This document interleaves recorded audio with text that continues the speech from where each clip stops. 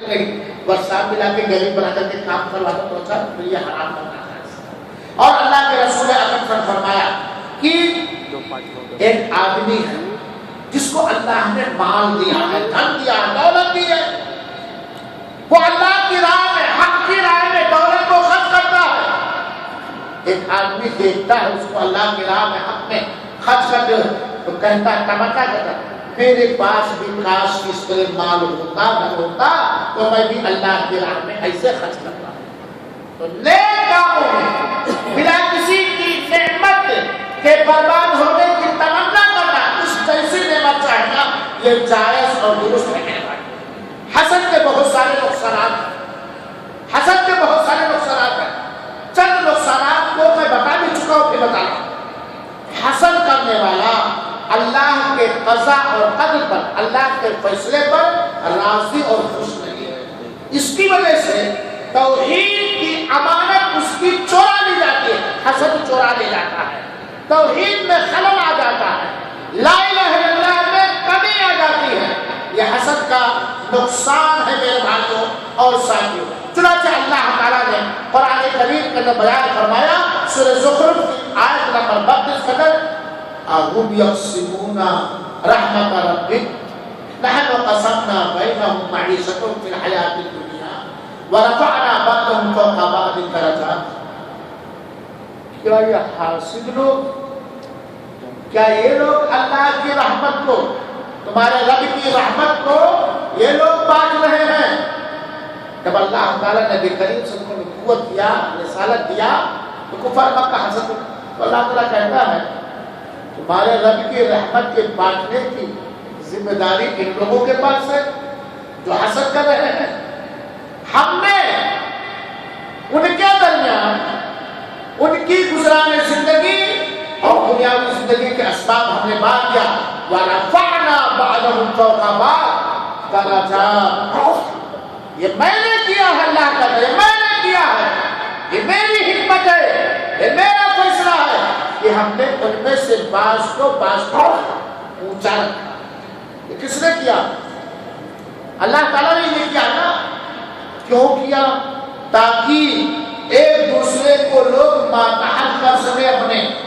اللہ تعالیٰ نے میں بتایا کسی کو امیر بنایا، کسی کو غریب بنایا. کیوں؟ تاکہ مالدار غریب کو اپنے ماتحت کر کے اپنا کاروبار چلائے اور غریب کے رزق کا بندوبست ہو جائے. سب کو مالدار کر دیتا. آپ کی قربانی کا بکرا کون سا بکرا تھا؟ آپ کا گھر کون بناتا؟ بکالے میں سامان رکھ کے کون بیچتا؟ سب اپنے میں ہے کہ نہیں؟ تو اللہ تعالیٰ ہم نے ان کو ایک دوسرے پر برکت اور فضیلت دی. جب ہم نے ایک دوسرے کو برکت اور فضیلت دی ہے، مطلب کسی کو بڑا بنایا، تو یہ کون ہوتے ہیں حسد کرنے والے؟ یہ کون ہوتے ہیں اللہ کی نعمت اور فضل کا سے جلنے والے؟ میرے بھائیو ساتھیو، حسد کا ایک نقصان، دوسرا نقصان یہ ہے کہ حاسد جو ہوتا ہے وہ انانیت کا شکار ہو جاتا ہے، گھمنڈی ہو جاتا ہے، اس کے اندر ہم آ جاتا ہے. اور کوئی بھی ہو جس کے اندر ہم آ گیا، ہم کا مطلب انانیت کا مطلب، عجب و غرور کا مطلب جو کچھ ہے ہم ہیں، جو کچھ ملے ہم ہی کو ملے. یہ ہم انانیت، حاسد انانیت پسند ہو جاتا ہے، انا آ جاتا ہے، ہم آ جاتا ہے، ہر چیز کو اپنے نائب کا مسئلہ بنا لیتا ہے. اور انانیت، خود پسندی، عجب و غرور، ہم کسے کہتے ہیں؟ جو کچھ ہے ہم ہیں، جو کچھ ملے ہمیں ملے، اور کوئی کچھ نہیں آئے اور کسی کو کچھ نہ ملے. یہ ایسی بیماری ہے جو اللہ کی فضل و کرم سے جلتا ہے اور سب کچھ اپنے لیے پسند کرتا ہے، اپنے جیسے کسی بھائی کے لیے کوئی چیز پسند کرنے کے لیے راضی اور تیار نہیں ہے.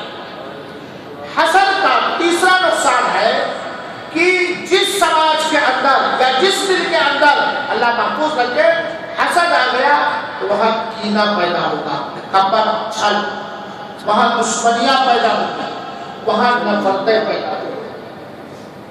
آج بھائی سے بھائی کے جھگڑے کیوں ہیں؟ حسد. اسلم بھائی کی بیوی خوبصورت ہے، دیندار ہے، پڑھی لکھی ہے، چھوٹے بھائی کی بیوی تھوڑی سانولی ہے، تھوڑی پھوارا ہے، بھائی اللہ تعالیٰ کی قسمت میں خوبصورت لکھا تھا، بھائی کی قسمت میں تھوڑا سانولی تھوڑا کم عقل لکھا تھا۔ بھابھی کو دیکھ کر چھوٹے بھائی کا سب کچھ پھٹنے لگتا ہے۔ کیوں؟ جیسے حابیل و قابیل میں ہوا کہ نہیں ہوا؟ آپ یہاں سے کما کے گئے، اللہ آپ سب کی کمائیوں میں برکت دے، آمین۔ کتنی مشقت کے بعد، کتنی پریشانیوں کے بعد، کتنی تکلیفوں کو جھیل کر، بیوی بچوں ماں باپ کی جدائی کے غم کو برداشت کر آپ کما کے جائیں۔ 2 سال تک اماں کو نہیں دیکھا، ابا کو نہیں دیکھا، بیوی کو نہیں دیکھا، بچے کو نہیں دیکھا، نانی کو نہیں دیکھا، گاؤں کی گھر بچوں کو نہیں دیکھا، ہر دکھ سے ہر تکلیف بدیش کا حصہ حلال کمائی کما کر کے لے گئے۔ جیسے گھر بنانے کے لیے اینٹ یا سیمنٹ گرانے لگو، حسد پڑوسی کے یہاں پیدا ہو جاتا ہے، نہیں رشتے داروں کے یہاں پیدا ہو جاتا ہے، نہیں ہو جاتا ہے۔ ہونا کیا چاہیے کہ اگر وہ مسلمان ہے، اگر ہم مسلمان ہیں، اللہ انہیں اور دے، اللہ انہیں اور دے، اللہ ہمیں بھی دے دے، اللہ انہیں اور دے۔ تو میرے بھائی ساتھیوں، حسد کی وجہ سے سماج کے اندر خدورتیں، نفرتیں، عداوتیں، دشمنیاں، بات چیت کا بند ہونا جیسے جرائم جنم لیتے ہیں، اور ہوتے ہوتے ہوتے ہوتے ایک دن تھوڑا بن جاتا ہے اور قتل و غارت کی تفکیری نوبت آ جاتی کہ نہیں آتی؟ یہ حسد کے نقصانات میں سے ہے میرے بھائی صاحب۔ امام فقیر ابواللیث سمرقندی رحمۃ اللہ علیہ کہتے تھے کہ حسد کرنے والے کو اللہ کی طرف سے آخرت کے اندر سزا ملنے سے پہلے، حسد کرنے والے کو اللہ کی طرف سے آخرت کے اندر سزا ملنے سے پہلے 5 سزا اسے دنیا ہی میں مل جاتی ہے۔ آئیے سن لیا جائے، اور یہ سچ ہے کہ نہیں؟ سب سے پہلی چیز کہ حسد کرنے والے کو اتنا ٹینشن، اتنا غم لاحق ہو جاتا ہے کہ وہ غم اس کا ختم ہی نہیں ہوتا۔ صحیح بات ہے کہ نہیں؟ جو حاسد ہوتا ہے اس کو نہ مٹنے والا، نہ ختم ہونے والا غم لگ جاتا ہے۔ تو بھائی آپ کا کوئی حاسد ہے، آپ گئے کلینک میں سے 1000 ریال آج بھیجے، 1 ہفتے کے بعد بھی بھیجے، 2 ہفتے، تو جو حاسد آپ کا ہے اس کا غم کم ہوگا کہ بڑھے گا؟ کیا ہوگا؟ بڑھے گا نا؟ یہ پہلے سزا مل جاتی ہے۔ دوسری بات، دوسری سزا اس کو دنیا میں ملتی ہے کہ حسد کرنے کی وجہ سے ایسی مصیبت اسے ملتی ہے جس پر کوئی بدلہ نہیں، جس پر کوئی اجر و ثواب نہیں۔ آپ جانتے ہیں کہ مومن کے اوپر اللہ تعالیٰ کوئی مصیبت، کوئی آزمائش ڈالتا ہے، اس پر بھی وہ اللہ کا شکر گزار اور صبر کرتا ہے، تو اس مصیبت میں سے ثواب ملتا ہے کہ نہیں ملتا؟ ملتا کہ نہیں؟ ایک آتا بھی چپ ہے، صبر کیا، شکر بجا لایا، تو کاٹا چکنے سے اس کے گناہ بھی جانے جائیں گے۔ لیکن حسد تو وہ لوگ ہے، وہ کمی ہے، وہ گناہ ہے کہ اس کو ایسی مصیبت، حسد مصیبت اس کے دل میں لگ گئی کہ نہیں لگ گئی، جس پر کوئی اجر و ثواب بھی نہیں پاتا، بلکہ وہ اور گناہ کرتا۔ دنیا ہی میں حاسد کو تیسری سزا کر ملتی ہے، کوئی اس کی تعریف نہیں کرتا، کوئی اس سے میل جول نہیں رکھتا۔ حاسد کی کوئی تعریف کرتا ہے، حاسد سے کوئی میل جول رکھنا چاہے گا، حاسد کے سامنے کوئی اپنی نعمت جو اللہ تعالیٰ کی طرف سے ملی دکھائے گا، بنائے رہو گوشت اچھا، سلام مچھلی بنائی، اور جان جاؤ اپنا رحمان حاسد ہے، تو جیسے پہنچتے ہو لے جاؤ گے ٹیبل کے نیچے، ارے یار حاسد آرام بھی نظر لگتا ہے۔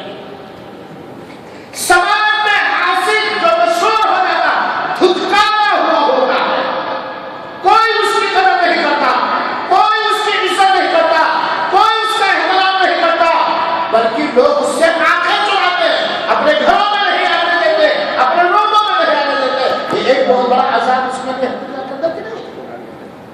لیکن جو حاسد نہیں ہے اس کو لوگ بلاتے ہیں، اس سے مشورے لیتے ہیں، اس سے پیار و محبت کرتے ہیں۔ حاسد کو تیسری سزا ملتی ہے کہ جیسے ہی حسد، چوتھی سزا ملتی ہے دنیا کے اندر، جیسے ہی حسد شروع کیا اللہ خوش ہونے لگا کہ اس سے ناراض ہونے لگا۔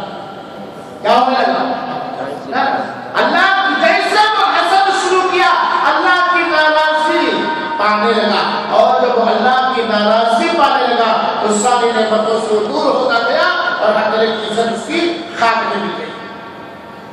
हासिल को तीसरी सजा दुनिया के अंदर मिलती है कि वो तौफीक और नेमत का दरवाजा बंद कर लेता है अल्लाह ताला की तरफ से।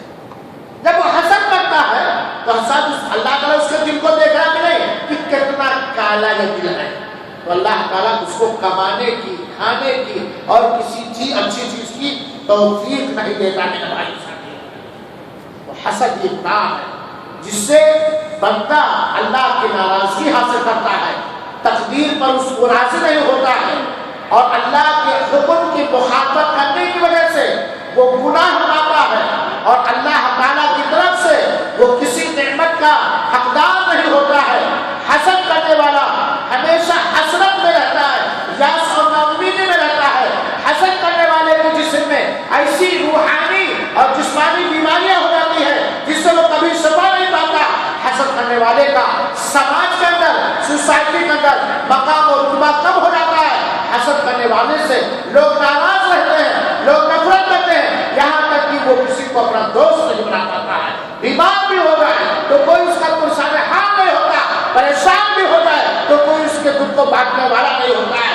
हसद करने वाला ये लोगों से अदावत और नफरतें करता है और लोगों की अदावतें और नफरतें पाता है। चुनाचे आप देखिए, हासिद का दोस्त हासिद नहीं होगा, हासिद का दोस्त हासिल ही नहीं होगा। इसी तरीके से हसद करने वाला अल्लाह की नाराजगी को हासिल करता है और इसकी वजह से उसके ऊपर जो नेमत होनी चाहिए वो उठ जाती है। हसद करने वाला बुराइयों के सारे गेट और दरवाजे को अपने लिए खोल देता है, जिसका अंजाम और नतीजा बहुत ही बुरा होगा। हसद करने वाला कीना परवर होता है, हसद करने वाले के दिल में छल होता है, हसद करने वाले के दिल में खियानत होती है, हसद करने वाले के दिल में रहम नहीं होता, हसद करने वाले के दिल में दया नहीं होती है और हसद करने वाले का दिल मोटा हो जाता है, मोटा हो जाता है, इतना मोटा हो जाता है जो किसी खैर को कबूल करने के लिए सजा नहीं बनता और हसद करने वाला जहन्नम में जाएगा। हसद करने वाला जहन्नम में जाएगा। हसद की वजह से हसद करने वाले समाज को पास कर देते हैं, समाज को बिगाड़ देते हैं, समाज में नफरत और दुश्मनियां पैदा करते हैं।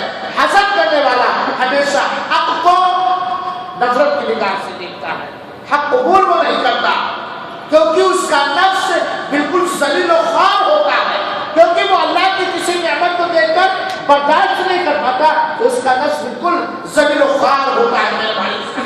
अब यह सवाल ये पैदा होता है कि अगर हम भी इंसान हैं, हमारे सीने में जो दिल है वो गोश्त है, शैतान की वजह से यह सब बिगड़े हासिल समाज की वजह से अगर हमारे अंदर भी किसी तरह ज्यादा या कम किसी का भी दोस्त का या दुश्मन का, चाहने वाले का या ना चाहने वाले का, रिश्तेदार का या गैर रिश्तेदार का अगर हसद पाया जाता है तो हम अपने दिल की सुधार कैसे करें और हम अपने दिल से हसद को कैसे दूर करें। बहुत सारे जरिए, उनमें से पहला जरिया मेरे भाइयों, हम हमेशा अल्लाह ताला से शर से पनाह मांगते आऊज़ु बिल्लाहि मिनश शैतानिर रजीम और हमेशा अल्लाह ताला की तरफ पलटे, अल्लाह ताला की तरफ पलटे और हमेशा अल्लाह ताला से इस्तिआनत तलब करें, मांगे। और अगर हमारे दिल में किसी भी मुसलमान की किसी नेमत पर हसद आए तो हम जान जाए इस बीमारी की वजह से इलाज कर लें, इस बीमारी की वजह से दुनिया में भी हम सफल हो जाएंगे और मरने के बाद अल्लाह ताला जहन्नम नहीं कराएंगे। दूसरा हसद, अगर हमारे दिल में हसद आ रहा है तो हम अपने दिल की इस्लाह करें, अल्लाह का तकवा इख्तियार करें, क्योंकि दिल में जितना ही अल्लाह का खौफ, अल्लाह का तकवा बैठेगा वैसे हर दिली बीमारी दूर होगी कि नहीं होगी। अल्लाह के हुक्मों की पाबंदी करें, अल्लाह की रोकी हुई चीजों से रुकें, क्योंकि जब बंदे के दिल में अल्लाह का खौफ, जब बंदे के दिल में अल्लाह का तकवा, अल्लाह का डर और भय बैठ जाता है, जब बंदा अल्लाह के हुक्मों का पाबंद हो जाता है, जब बंदा अल्लाह की रोकी हुई चीजों से रोकने लगता है तो ऐसे बंदे का वाली अल्लाह हो जाता है, ऐसे बंदे का वाली दोस्त और हो जाता है, अल्लाह हो जाता है। फिर अल्लाह उसकी हसद से भी हिफाजत करता है, कीना कपट से भी हसद करता है और अल्लाह उसे किसी के सहारे नहीं छोड़ता। अल्लाह अपने मुत्तकी बंदों को, अपने हुक्म पर पाबंद बंदों को, अपने रोकी हुई चीजों से रुकने वाले बंदों को अल्लाह ताला किसी के सहारे नहीं छोड़ता है। ذریعہ ہے۔ میرے بھائیو، ہر طرح سے اللہ ہی پر نربھر رہو، اللہ پر بھروسہ کرو، ہر چیز میں اللہ تعالیٰ ہی پر بھروسہ کرو، اور یاد رکھو فرمانے دو جہاں کا وَمَن يَتَوَکَّلْ عَلَى اللَّهِ فَهُوَ حَسْبُهُ، جو اللہ تعالیٰ پر توکل کرے گا، جو اللہ تعالیٰ پر بھروسہ کرے گا، وہ اللہ تعالیٰ اس کا فاصلہ ہوگا، اللہ تعالیٰ اس کے لیے کافی ہوگا۔ اور رسول اللہ صلی اللہ علیہ وسلم کی یہ حدیث ہمیشہ یاد رکھو کہ سارے لوگ، پہلے کے لوگ، بعد کے لوگ بھی اگر آپ کو نقصان پہنچانے پر تل جائیں، ایک جٹ ہو جائے، تو اتنا ہی نقصان پہنچا سکتے ہیں جتنا اللہ تعالیٰ نے ہماری تقدیر میں لکھ دیا۔ اگر پہلے کے لوگ، بعد کے لوگ، سارے انس و جن، ساری مخلوقات ہمیں فائدہ پہنچانے پر تل جائے تو اتنا ہی فائدہ پہنچا سکتے ہیں جتنا اللہ تعالیٰ نے ہماری تقدیر میں لکھ دیا ہمیں۔ اور پانچواں ذریعہ یہ ہے حسد سے بچنے کا، یہ حسد کی چیزوں سے اپنے دل کو خالی کرو۔ حسد کی چیزوں سے، جن وجہوں سے، جن چیزوں سے حسد آ سکتا ہے، اس چیز سے اپنے دل کو خالی کر لو۔ اور اگر اللہ تعالیٰ نے کسی کو نعمت سے مالا مال کیا ہے تو اس کی طرف توجہ ہی نہ دو، تاکہ نہ ادھر دیکھو نہ دل میں حسد پیدا ہو، نہ اس کو دیکھو نہ دل میں حسد پیدا ہو۔ یہ بچنے کا ایک ذریعہ۔ اسی طریقے سے ہمیشہ اللہ کے حکموں کے پابند رہو، کیونکہ حسد یہ ایک اتنی خطرناک چیز ہے کہ بہت چپکے سے آ جاتا ہے۔ اور ساتواں ذریعہ ہے اللہ تعالیٰ سے اپنے گناہوں سے ہم ہمیشہ توبہ کرتے رہیں، اللہ تعالیٰ سے ہم اپنے گناہوں سے توبہ کرتے رہیں۔ اور آٹھواں ذریعہ حسد سے بچنے کا، ہم صدقات و خیرات کرتے رہیں، ہم احسان کرتے رہیں، اس کا بہت بڑا اثر ہے میرے بھائی۔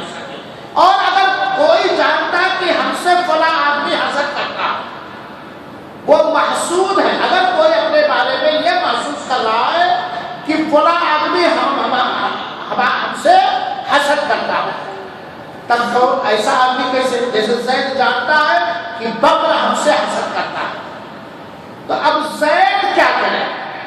زید کو چاہیے کہ وہ دلوں کو نرم کرنے والے اسباب پیدا تلاش کرے۔ دوسری بات وہ یہ سمجھے کہ وہ حسد کر رہا ہے، وہ گناہ کا کام کر رہا ہے، ہم اس کے بارے میں بدلے میں حسد نہیں کریں گے، یہ نیکی ہے۔ وَلَا تَسْتَوِي السَّيِّئَةُ السَّيِّئَةُ ادْفَعْ بِالَّتِي هِيَ أَحْسَنُ۔ اچھائیاں اور برائیاں یہ برابر نہیں ہو سکتی، اچھائیاں اور برائیاں یہ برابر نہیں ہو سکتی، لہذا برائی کو اچھے ڈھنگ سے ختم کرو، اس کو تحفے دینا شروع کر دو، گفٹ دینا شروع کر دو، نعمتیں کھلانا پلانا شروع کر دو، اس کے دکھ درد میں شریک ہونا شروع کر دو، اس کو صدقات و خیرات پڑوسی ہے، حسد کرنے لگا، جب بھی کوئی اچھی چیز بناؤ پڑوسی کی تک پہنچا دو، اس کے غربت میں کام ہو، اس کو ہدیے تحفے دو، اس کے دکھ درد میں کام آؤ، اس کی والی جانچ کاموں میں کرو، اس کے دل سے حسد ختم ہوگا کہ نہیں حسد؟ یقیناً ایک دن آئے گا کہ وہ حسد اس کے دل سے ختم ہو جائے گا۔ اور ہمیشہ اللہ تعالیٰ سے دعا کیا کرو کہ اللہ تعالیٰ ہمیں حاسد ہونے سے بچائے اور ہمارے حاسدوں کو اللہ تعالیٰ ہدایت دے۔ اور وقت لگ بھگ 1 گھنٹہ ہو گیا، 8 منٹ زیادہ ہو گیا، اس لیے میں اپنی بات کو ختم کر رہا ہوں۔ ہم اللہ کے شکر گزار ہیں اور آپ سب کے شکر گزار ہیں، اس جامع مسجد کے ذمہ داران کے شکر گزار ہیں اور اس حکومت سعودیہ کے شکر گزار ہیں، آسا اسلامی سیکٹر، سنائیہ اسلامی سیکٹر کے رضاکاروں کے شکر گزار ہیں کہ اس پروگرام میں آپ لوگوں نے حصہ لیا، کافی تعداد میں آئے۔ اللہ تعالیٰ سے ہم دعا کرتے ہیں، اے اللہ تعالیٰ ہمارے دلی ساری بیماریوں کو دور کرا دے، ہمارے دلوں میں ایمان رچا بسا دے، ہمارے دلوں میں توحید رچا بسا دے، ہمارے دلوں میں اچھائیوں سے محبت رچا بسا دے، ہمارے دلوں میں برائیوں سے نفرت رچا بسا دے۔ اللہ تعالیٰ ہمارے دلوں سے حسد کو نکال دے، کینہ کپٹ کو نکال دے، نفرتوں کو نکال دے، مسلمانوں سے عداوتوں اور دشمنیوں کو نکال دے۔ الہ العالمین تو ہمیں حاسد نہ بنا، الہ العالمین تو ہمارے بھائیوں کو حاسد نہ بنا، الہ العالمین تو ہماری اولاد کو حاسد نہ بنا، الہ العالمین ہمارے بھائیوں کے اولاد کو حاسد نہ بنا۔ الہ العالمین جیسے تو نے اس مسجد میں ہمیں اکٹھا کیا ہے، رب العالمین تو ہمیں وہ اعمال، وہ کردار، وہ اخلاق، وہ عقائد اپنانے کی توفیق کا فرما، جس سے تو راضی ہو کر کے میدان محشر میں اپنے عرش کے سائے میں لوگوں کو جگہ دے گا۔ جنت الفردوس میں ہم سب کو عطا فرما۔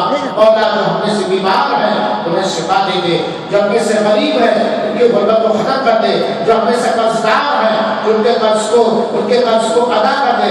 اللہ العالمین جو زیادہ دنوں سے اپنے بال بچوں سے دور ہے، اللہ تعالیٰ انہیں اپنے بال بچوں کا شکر و اطمینان کے ساتھ نعمتوں کے ساتھ ملاقات کرنے کی توفیق عطا فرما۔ اللہ العالمین کی اسلام کی حفاظت فرما، مسلمانوں کی حفاظت فرما، مولا تو اسلام کی حفاظت فرما، مسلمانوں کی حفاظت فرما۔ مولا تو ہمیں بخش دے، ہمارے دوستوں کو بخش دے، ہمارے ماں باپ کو بخش دے، ہمارے اساتذہ کرام کو بخش دے۔ مولا جن لوگوں نے ہماری تعلیم و تربیت میں معمولی بھی حصہ لیا ہے، اگر وہ زندہ ہے تو انہیں ہدایت دے، متقی بنا۔ اگر وہ وفات پا چکے تو مولا ان کے سارے گناہوں میں پردہ ڈال دے، انہیں جنت الفردوس میں اونچا مقام دے۔ مولا قیامت کے دن ہم سب کو نیک لوگوں کے ساتھ اٹھا، صحابہ کرام کے ساتھ اٹھا، شہداء کرام کے ساتھ اٹھا، اولیاء کرام کے ساتھ اٹھا۔ اللہ العالمین تو ہمیں کفر سے بچا، شرک سے بچا، بدعت سے بچا، بدعملیوں سے بچا، سماجی برائیوں اور خرابیوں سے بچا۔